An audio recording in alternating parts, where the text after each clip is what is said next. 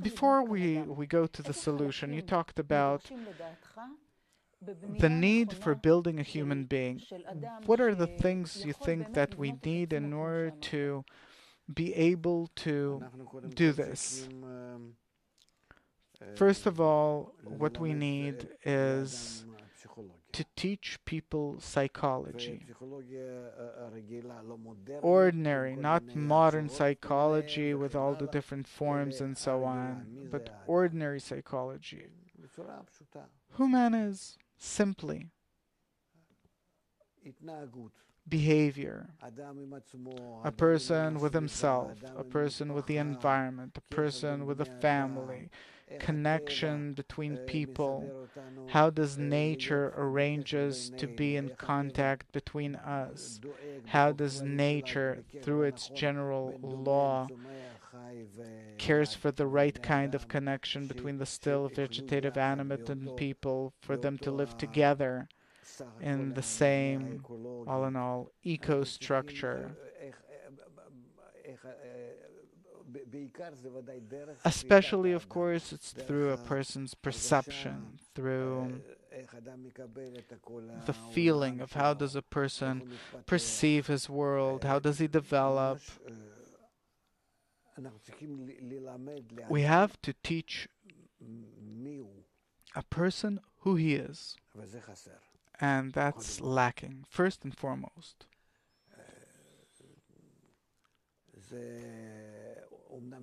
Even though that it seems to us that we're dedicating hours to it at schools, but the quality of knowledge, we see that afterwards nothing stays.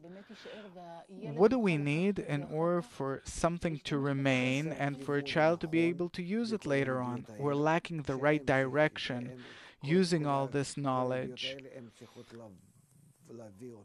All of these insights, this knowledge has to bring us to the understanding of how do we correctly connect with each other in order to become a friendly society, homogeneous society, where there is place in it for everyone. And not that he's black, he's white, he's Spanish, he's Ethiopian, and men and women, and more. Immediately there are differences, and so on, and separation. So, this is actually what we have to try and do, erase the differences between people. Besides one thing, that we appreciate people to the extent to which they contribute to building a homogeneous society. And this is something that we have to show the kids immediately, that this is according to what we appreciate you. The more friends you have, the more peace-loving you are, the more you can calm things down and connect between people and create a good, comfortable atmosphere and so on. And why is it that specifically this is the most important component that's missing, so that all the knowledge that children are given today, that it could operate a person and turn him exactly? Because if we know how to be in the right kind of connection between us, then all the knowledge that each one of us has, we can connect it and thrive. What do you mean? Because then we'll be able to work in groups and societies in a way that we will be able to really give good results. What's the connection? Of course, it's connected. Do you know how many achievements, great achievements, humanity has to this day that different companies hide from each other? How much we could advance were we friendly towards each other between the different governmental bodies, and you can look at our government. Anything that comes there, first of all, they look for a way to bury it. I want to go back to schools because with the government it's clear to everyone that nothing's working. No, no, it's an example. It's a result of the strongest people. It's an example for the strongest people. This is why they came to power, and look what's happening. Because they weren't given the right kind of education. Were their power and ego given the right direction, what could we see instead? And if to apply this at school, that school has to turn each and every class into a friendly society, interconnected with each other, where everyone supports everyone, that accordingly you get the grades, accordingly you study and feel how good things are. It's from the very moment that a person goes to school. Today a person goes to school, and school is like a, I don't know what, it's like a war zone. People are beating each other up and cursing and whatnot. That's school. What is there to learn there?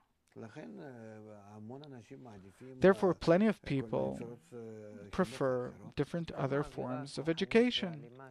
To what extent is the aggressive atmosphere, violent aggressive atmosphere at school, to what extent does it influence the student's ability to perceive the studied material? 100%, 200%. If a child is under pressure, can he listen? Can he hear what the teacher is explaining? Previously, you said, if you can explain this, you said that if we'll know how to have the right kind of connection between us in the classroom, we'll be able to connect all of our knowledge and thrive. What do you mean? Of course, because today there is no single person that discovers some phenomena in science. Today it's big groups, teams working together. Research institutes and so on, great big laboratories like with the collider and so on. It's impossible to do it on your own. There are 200 mathematicians, 300 or 500 physicists, and so on and so forth. Plenty of people. So, if they know how to work together, then you get a result, because you can't do it on your own. What we have to do, and look what's going on, look at startups. What's a startup?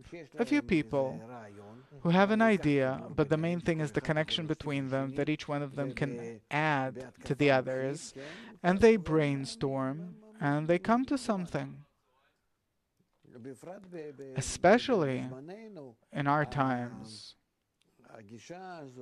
this approach, the attitude of connection, that connection begets new phenomenon.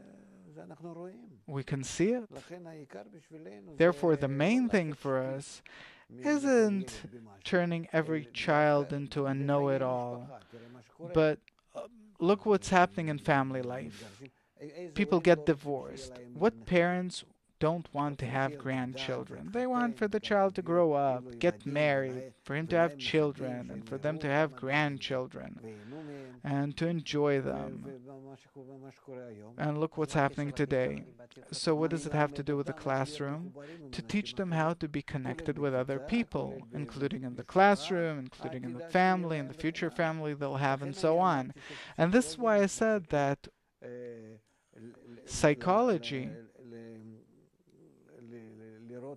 has to be taught as a constant subject throughout their entire education.